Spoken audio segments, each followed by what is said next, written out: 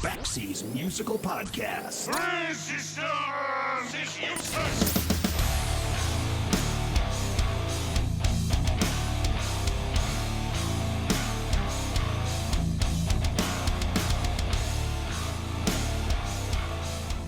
I have never been shy about admitting that, in my opinion, one of the greatest, if not the greatest frontmen that I've ever seen live was Angelo Moore of the band Fishbone. This is a band that I've seen a bunch of times. I've seen them in small clubs that could barely squeeze in more than 100 people. I've seen them in 20,000-seat arenas. I've seen them in outdoor amphitheaters, all kinds of venues of all kinds of sizes. And in my opinion, there has never been a band that could come anywhere close to what Fishbone was like live in their prime.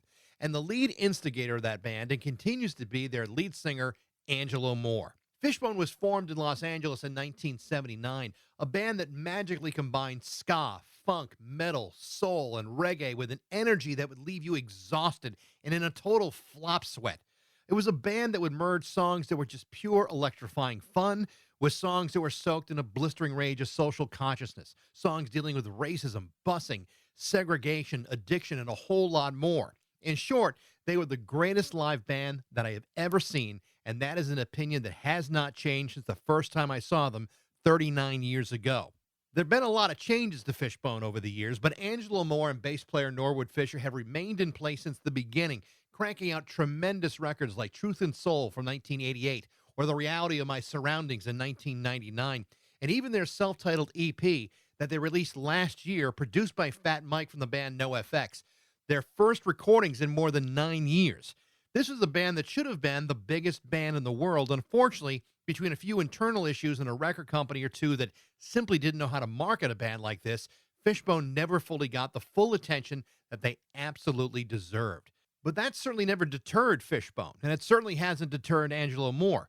Whether he's performing with his incredible band, The Brand New Step, or his alter ego, Dr. Mad Vibe, Angelo has spent the last 41 years stubbornly and relentlessly performing, writing, and crushing live performances in a way that most human beings are totally incapable of. This is a guy who has collaborated with the Red Hot Chili Peppers, Jane's Addiction, Bad Brains, Thelonious Monster, Gwen Stefani, Jerry Cantrell, and many, many more. Angelo is about to release the latest Brand New Step album featuring another incredible collaboration with Del the Funky Homo Sapien. The new song, Superstar, is absolutely fantastic. And so wasn't their 2020 collaboration, Rebellion, which I think is one of the best songs that Angelo has released in a long, long time. Now, the last time I spoke to Angelo, he was riding a train surrounded by a bunch of other travelers. This time, I spoke to him at Fat Mike's Punk Rock Museum in Las Vegas, Nevada. And though I could kick myself for not having this interview on video, it is always a pleasure to welcome back Angelo Moore from Fishbone and the Brand New Step, my guest today on Backseas Musical Podcast.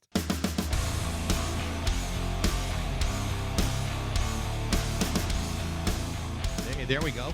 All right, man, we on and cracking. We Finally, Finally we made it. Yes. It's good to have you back. Yeah, man, for sure, man. We talked, I think it was almost about a year ago. You were on a train, and I don't even know where you're going, but we had a conversation while you were on the train. So it's finally good to see you in between stops at and at the Punk Rock Museum. That's very cool. I assume that the microwave and the coffee machine are not part of the displays. No, man, I'm in the back. Here's what some of the shit looks like. Look at this here. This is the part where I come by and I say, fuck Henry Rollins. There you go. There's Henry Rollins. You can go say, fuck you, Henry. That's right, and I get everybody to say that, too. I get them all to say that. I got about 3 recordings and getting everybody to say, fuck you, Henry. So I haven't been to Las Vegas in, I don't know, about 10 years. I mean, the museum gets great reviews. Is there like a whole Fishbone wing going in there, or what's? No, I got my picture upstairs. You see me around here a little bit here and there, but I've been doing the whole tour guide thing. Oh, look at that fine ass bitch right there. Good Lord, I didn't know she was up there. Yeah, man. So sometimes they'll have me go in here and play that drum set. Yeah. As a part of the exhibit, And I come in here and I just look at the different flyers and I talk about, my experience with some of this shit. If I was there, what I remember seeing, You certainly go back to a lot of it. I mean, when the band started in 1979, I mean that was the kind of the thick of everything on the West Coast. Yep, in the early 80s. Look at that. See, Nashville Pussy did a remake of that poster. Look at That's L7. L7. That's a piece of work right there. Look at that. Oh, yeah, Oh, man. that's beautiful. And then they got the dick shirt fucking section. Wendy O. Williams. They got the cross. They got everybody. I'm trying to find my picture. Where the fuck is my picture? It's somewhere around here. They got me somewhere in here, man. I done ran past it a couple times. Almost every time I go through here, I see different shit. Yeah. I almost feel like I don't have to pay to go in now. Hey, man, you seeing it now, but you seeing it go by. You can't stop and look at it. But but not everybody gets Angelo Moore as their tour guide to the Punk Rock Museum. I feel very blessed today. That's right. That's right. I tell them about it, man. Oh shit! Look, they got this naked girl up here on stage. Look at that. I'll be damned. Now you I assume that you weren't at that show. I wasn't there, but I can imagine it happening. This picture of Fat Mike. That is a I beautiful did piece. cocaine on a whole bus night. Look, HR and Keith Morris. Wow. Very cool. You know, That I'm is- up in here somewhere. Where the fuck am I? Somebody pointed me out, and I was like, "Oh, there I go, right there." Look at that. I'm not, and that's only just one little picture. Oh, here we are. Here I am with one of the Go-Go's. Hey, somebody. Hey, man, what's happening? Good, man. How you doing? Good. Yeah. Good, Didn't I good. talk to you last night at No, I wasn't here. Oh, okay. At what's the name of that bar over there? They got served this drink called Ass Juice. Double down. There goes me and the girl from the Go-Go's. Yeah, Jane from the What's her Go-Go's. name? Jane Jane Wineland. Wheatland. Yeah. How Yeah, about that's that? when I have my Pee Wee Herman special. That was the first punk rock album I ever bought with the Go-Go's. That's the Go-Go's, right? And it's funny, Mom bought it for me. She didn't even know it. Right. Oh my God, I used to have a crush on her, Texan the Horseheads. Good God, man, I go to every one of her shows.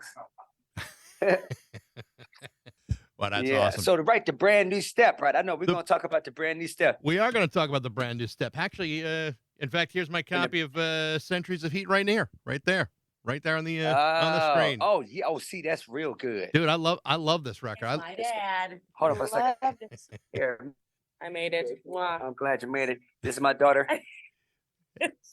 Hello, This how is- are you? This is Mike. This is Mike, What's happened to Mike? and I'm on a podcast with Mike right Yeah. now. Yes. I didn't realize we are going to get to see the whole podcast. family. This is perfect. Yeah, you get to meet the whole family and everything, man. We know she's gonna be working here pretty soon. So yeah. Right. Okay. So yeah, man. Brand new step. It's definitely a different genre from the place that I'm in now. Vastly different. Yeah. You know, it's it's a disco ball project, man. Disco ball, baby. There's certainly some vague similarities between what Brand New Step is and what Fishbone used to be, but there's some. What's going on? What's up? Okay, I'm sorry, man. Go ahead. No, I mean, there's some real stark differences between Fishbone and Brand New Step, and I think one of the things that we talked about before, and I think it's the thing that I like the most about it is it's really kind of shining a light on who Angelo Moore is. It's like, there's creativity beyond what Fishbone accomplished during their career, and this is you, man. This is, I hear the music and the songs that you've done with Del the Funky Homo Sapien are fantastic. Oh, superstar. Yeah. Superstars. Yeah. Tell me about, there's a new record allegedly coming out. The brand. Okay. So, okay. I put together a compilation of brand new step songs, man, like about 26 of them. And I put them on the thumb drive. I got a thumb drive. Damn, I wish I had the shit to show you, man. I got these credit card thumb drives, right? And you flip the little chip out on the end and all the music is in there. Oh, Right. cool. So it's like 26 brand new step songs. I got one card with vocals. I got one where it's just instrumentals. So you could do like karaoke and karaoke and just make remixes with it, the brand new step stuff, because brand new step is good for doing remixes, man. It's like it's dance music. Yeah. It's like a lot of it's electronic dance music. I mean, it has a lot of real instruments, of course, but that's the genre that it leans more toward. Definitely. I think one of the songs you did a while back that I think is maybe one of the best songs you've done in a long, long time is Rebellion. I just think that is such a great freaking song. It's a rebellion. Oh, it ain't a truce. But it's great. But it's great Drinking though. orange juice. Yeah. Yeah, it's awesome. It is awesome. Let me ask you though about this. I mean, how far back did these songs go? I mean, it's been 2017 since Centuries of Heat came out. Man, well, the brand new step. What you mean? Like how long have we been together? You mean? No. Just this group of songs. Are these songs that have been around for the entire These. length of it, or how's that work? Well, yeah, they've been around the entire length. You know, the release that I've got with the thumb drive, and all the songs, man. It's almost the entire catalog. There's That's probably a couple songs missing in there, but it's a lot of good music, man. Yeah. And you get a greeting card with it that says it's got my face on there. So it got the Sure. greeting cards, the Angelo Moore, the brand new step, and then you got these stickers with my art pieces on there and QR codes. So you run your phone over that QR code, man, and it'll take you to my performance art pieces that I do with the art that I've been creating, called my art project called Avant Presidents and Avant Icons. It's different than when you're in a band with a bunch of guys you've been playing with since the age of 14, where you have to kind of compromise a little bit because everyone's kind of got their own agenda, their own motivations in a band. With Brand New Step, creatively though, I mean, I got to believe that you just got to be so grateful to have the opportunity to be able to do this. Hey man, that's why it's called the Brand New Step. Chris Jensen, the guy who put it together. Yeah. He thought of the name, the Brand New Step. He called up the name Angelo Moore, the Brand New Step, because it's a brand new step for me. Brand new step for me musically, and the like a lot of the lyrical content and attitude is more on a spiritual tip. It's a little more kumbaya, man. Fishbone, you got a lot of darkness happening. You do. Which is do. which is good, Yeah. But with this, I get to be a little more. I get to do some more of that, And we got videos And real good ones too. and good ones, man. They really put it together, man. Chris Jensen and Jim Greer. I just read that you guys are going to be at South by Southwest in March. That's are you planning a tour with all this, or is this just like a one-off So we're thing? gonna plan a tour. So the objective is to have it in March. That's when South by Southwest is. Come out there on the 12th. 13th, we start at the Paper Tiger in Austin. I think it's Austin or maybe Houston or something. It's called a Paper Tiger. And then we're going to fill up the rest of those dates. South by Southwest is on the 16th and 17th, I believe, or maybe the 15th, 16th, and 17th. It's going to stay out there. Yeah. And do that. So it's going to be from like the 12th through to the 18th is what we're trying to make happen. So last November, Fishbone was on tour or about to go on tour with Jizza from Wu-Tang, which sounds pretty freaking fantastic. I know, dude. It would have been off the hook. Yeah. So what? And supposed to be rescheduled in the spring. So what happened there? And is there a chance that may actually happen down the road? Well, first of all, it got canceled because of lack of pre-sale tickets, which is the stupidest thing ever. You don't cancel a fucking tour just because of pre-sale tickets, man.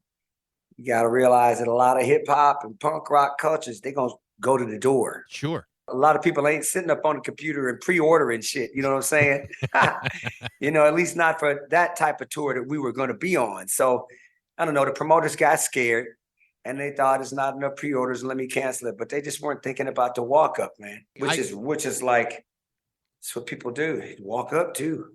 I mean, when I read about it, I thought, why would they cancel it? And I mean, unless somebody got sick or whatever. But for pre-sale tickets for a show like that, I mean, if people realize what's going to happen, they're just going to go because it's Fishbone and Jizza, and you guys were going to play Truth and Soul in its entirety, which is freaking fantastic. So is there any chance that could be regenerated? Could that still happen? I really don't know, man. The band is going on a hiatus for a year. Yeah, putting them on hiatus for a year so I could get into my other projects. Everybody could kind of we need to rethink how we're going to approach the whole business and reason of why we do it, which is very important. I don't want to, just focus on on that tour because you've done a lot of other great stuff in Well, the we last did a lot 12 of other months tours. too. Oh yeah, and I was really waiting for that to happen because it was going to be our opportunity to really present ourselves to the hip hop community, a big part of the hip hop community, man. Yeah. So that's the part that I was looking forward to because I've always wanted the hip hop community to embrace us if they only heard us, and they don't really play Fishbone.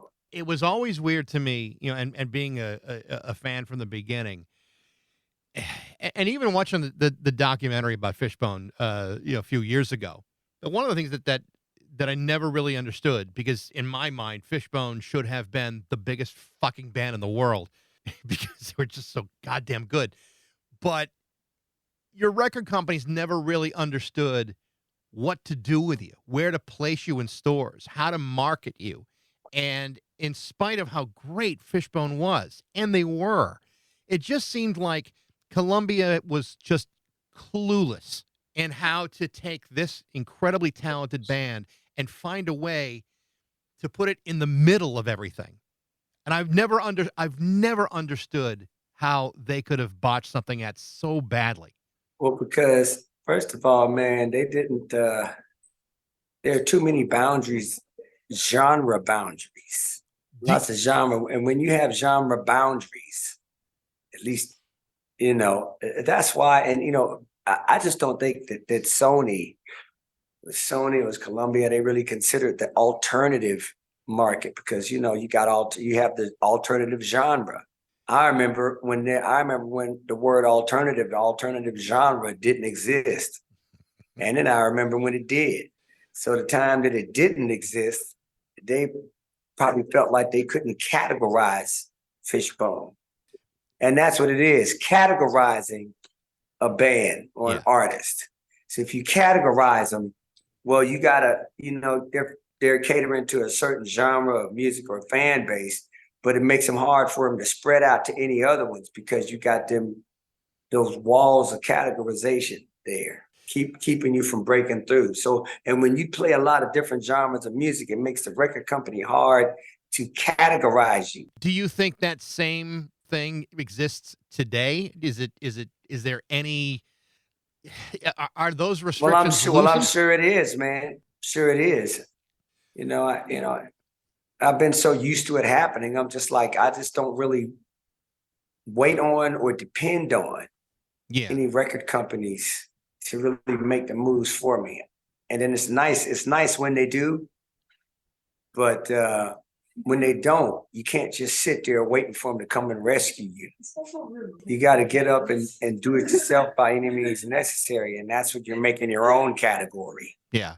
It's just one of those things where, as a fan, to have seen you guys play so many times and mop the floor, regardless of the size of the room, whether you were opening for somebody, whether someone was opening for you, to me, a band that undeniably fantastic to have not gotten the love and support from your own record company. I just think it's just like just a shameless thing because, my God, every time I saw you guys, and it just kept getting better and better. I never saw a bad night. I probably saw you about 10, 12 times. I never saw you have an off night, and I'm sure there were plenty. But you never disappointed me. Yeah, thank God for the underground culture, man. Where it's a lot of support in that. Shit, me being in this punk rock museum is and being able to do tours here, make a little dough is support right there. One of the things I wanted to ask you about, because you've done a lot of stuff over the last 12 months. One of the things that you had done.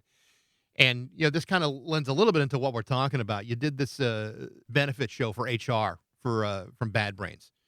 And, you and Norwood and I think, Dave Lombardo from Slayer were involved in it. It just sounds like it was an amazing thing. And even though, HR has gone through some serious health issues, Bad Brains was a very important, pivotal band. Tell me about those guys and about Bad Brains, because I think, they kind of suffer the same issues that you guys did. I mean, they were very much a hardcore band, but my God, they could do nearly anything. And tell me a little bit about them and about that tribute. Well, I just feel like the Bad Brains is, well, okay, so the tribute was to raise money for HR so that he can get his nervous system taken care of, his headaches. He's got some kind of condition. And my Bad Brains, well, they hey, yeah, man, I really don't think that the Bad Brains were anywhere near mainstream or anywhere close to it because they played two bipolar genres of music, punk rock and reggae. When would you ever think that you would hear punk rock and reggae out of the same band Right. during the same show? And then plus the majority of this stuff is punk rock, and so it had them in a certain genre. Hell, man, it's a big old picture downstairs of HR in the museum that I would talk about the HR, the Bad Brains and stuff like that. A lot of their songs are Bible hymns too, man. Bible hymn type stuff. It's very spiritual stuff. Yeah, but you wouldn't think so when you listen to the music. Yeah, but if you read the lyrics, you say, "Oh, so that's what he's saying. That's what he's screaming about." But it's absolutely true. Yeah, I mean, they obviously there was probably no mainstream possibilities for those guys, but I think for people that got the exposure to Bad Brains, I think it opens up a lot of people's eyes to. There's all these unwritten rules about who's supposed to play what and how and when, and most of it's all bullshit, of course. But bands like you and bands like them, I think opened up a lot of minds where when you realize these were great bands, that there were no real restrictions as far as whether race played a part and what was considered good music or bad music. It was just great music. Yeah, man, it's good music. And plus, it's all about having fun. Shit. That's why people get together to do it anyway in the beginning, before the money comes in or any of that type of stuff or whatever. But the politics of the contracts. Yeah. You start out with fun and expression. With Fishbone, though, so, again, this is a band, you and Norwood have been, kind of, propping this thing up since 1979, and it's been through a lot of different changes. Last spring, you had the EP with Fishbone, and Fat Mike, produced it, and in the middle of it, now he opens up a museum. It had been 9 years since there had been any recorded Fishbone music. To get in back in a room with you say it was 9 years, huh? Was it 9 years? It was a lot of years. God damn! It was a lot of years. That's for sure. It was a lot of years, but to get back into a room with Walt and with Chris and Norwood, I mean, what did it feel like? Did it feel like just kind of like a family reunion, or was it different? Yeah, it felt like a family reunion. At first, And I thought the EP was really, really good. I thought, there's some great tracks on there. I think, Mike did a good job. But, I mean, it was just great to hear you guys play. And it was great to hear Chris sing songs and hear his songs in it, too. It was just as a fan, it's just a nice homecoming. It was good to have everybody back and, creating together and playing music and making songs that everybody was digging, and so we had a big batch to pick from, and we put it on there. Yeah, it's funny. It's like, so the last time I talked to you, 9 years. Goddamn, I thought it was 6. It's still a lot of years. Yeah, it's a lot of years. Fuck it. It was just maybe we were on some excuse me while I overthink this type of shit. Yeah, that's what it was. But during that time, I was working on my own stuff because 6, maybe 7 years did go by, unfortunately, while we were overthinking everything. And while that was going on, I was definitely working on my stuff, man, because I don't like to take all that time. Yeah. That's the wife right there. Hello, Mrs. Moore. He said, hello, Mrs. Moore. Oh, hello. Hello there. She said, hello there. Okay. Nice to meet you. I'll call you back. So now I met the whole family. This is better than I thought it would be. Crazy, dude. So you were crazy.